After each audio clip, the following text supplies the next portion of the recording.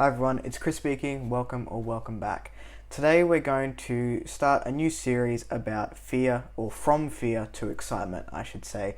And basically what I want to talk about is when you're going into transition and you're starting to think and do all of these things, whether it be hormones or thinking about surgery or asking people to change your name or even just transitioning socially, it's really scary. And that first initial, feeling that I had was fear. It was a fear response. It was a wanting to backtrack and say, no, I'm okay as what I was previously identifying as, because it was safe. It was what I knew, and changing that, especially if it doesn't matter what age you are.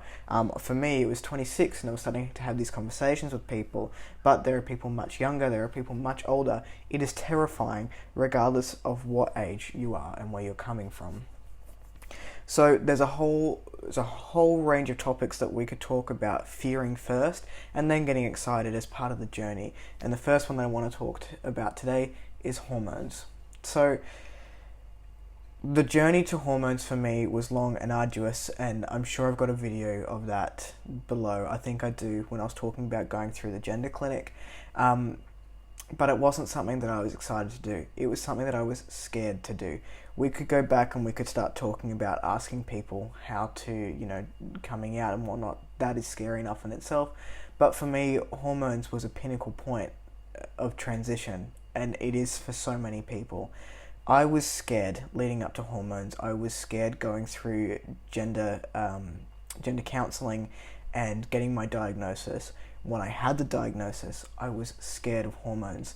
When I was sitting down with the sexual health physician and he said, we'll sign you off today, I had my first real flick of excitement to the fact that I was going to be putting this stuff on my body.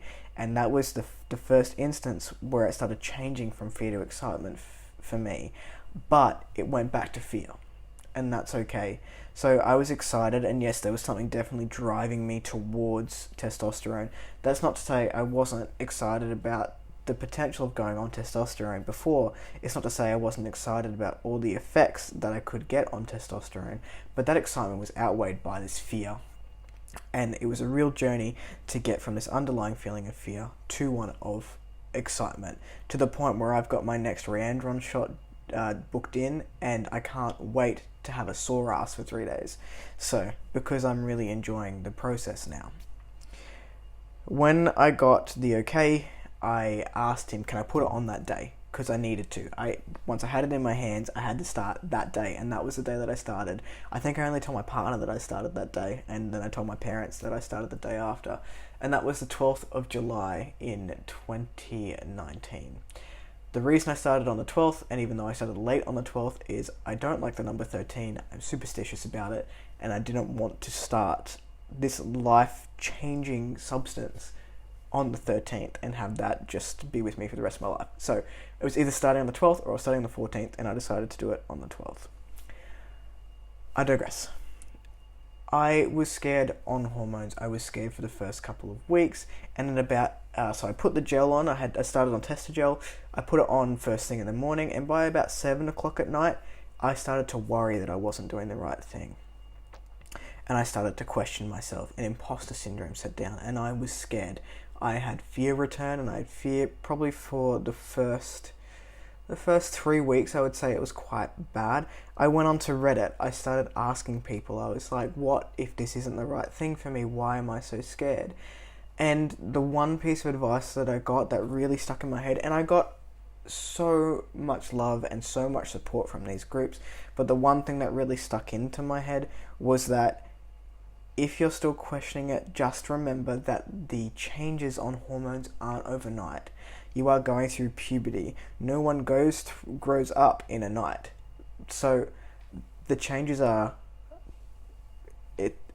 progressive. Is that the right word? It's a process. So it takes a couple of months for you to start seeing any of the changes, and the first one that's really noticeable is the voice drop. The bottom growth does happen pretty quickly, but it's just like a niggling feeling that you feel down there, and you'll know. The second thing that I got told was if you've started to have the conversation with yourself where you're saying, I should not be doing this, then it's time to stop. That conversation never happened for me. I never thought that I should not be doing this. It was, am I doing the right thing? And it turns out that I was. And it's important for you to have those conversations even when you're on hormones in those first few months. If you're feeling that fear, ride that wave, have that thought process. And the reason it's important is because you are coming to an all-rounded decision for yourself. No one can tell you what this process is going to entail for you. I can tell you my experience. You can go and watch 100 other YouTubers about their experience, and there's some quite well-known ones who have documented their process from start to finish over a decade. And it's amazing. That is stuff that I consumed. But it is okay to feel fear. Now I'm excited. I can't wait for my next shot. I can't wait to see what the next 3 months has in store for me, because that's how long that shot lasts, and we'll see where we go from here. The main thing is that fear is okay. Fear is not a response to tell you that you should stop. It may be a response to tell you that you need to take a breather and you need to think about it. If your fear is telling you that you need to stop, it's important that you listen to that too. That's my experience, guys. As always, all these videos are my experience. If you made it to the end, thank you so much for watching.